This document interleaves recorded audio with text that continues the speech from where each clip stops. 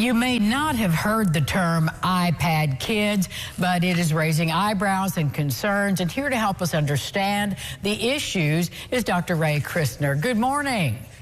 Good morning. How are you? I'm fine. And as a grandparent and friend of many children, I'm concerned about this particular term and what it stands for. So help us understand what you mean by that and what it really is revealing about our kids and our, electronics.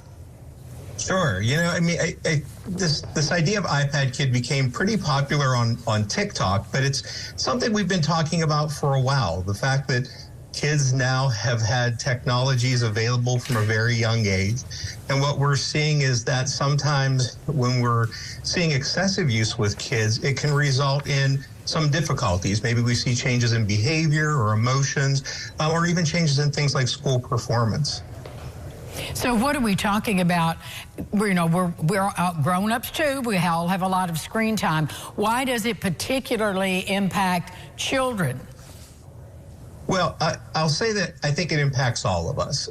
So I think across the board, even with adults, we could be better consumers of technology. But for kids, we have to keep in mind they're developing. So, their attention spans and their ability to handle certain situations they see on social media are still in the developmental stage. So we have to pay attention to the fact that the amount of how much they're on the device and also the content, they may not be developmentally ready to digest some of that.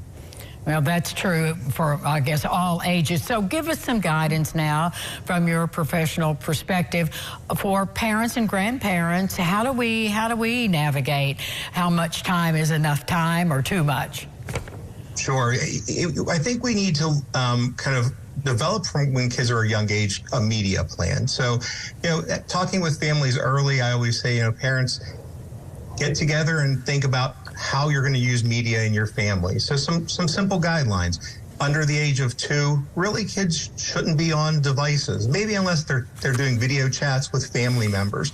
2 to 5 years of age, about an hour a day of high quality programming, something that's educational that the parents can watch with their kids. After the age of 6, we really have kids that are on devices because of school, so our recreational time being under 2 hours. Again, trying to do high quality programming, but kids will be into some other things like gaming and things of that nature.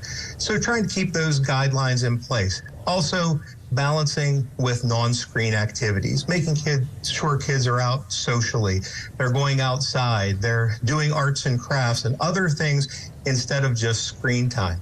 And I think the other thing I would say, parents, we have to be good models. So, at the dinner table, we shouldn't have our devices. I tell parents all the time, no double screen time. So if you're watching TV, watch TV. Don't watch TV and be on your cell phone at the same time. So just really simple guidelines in that way are really helpful.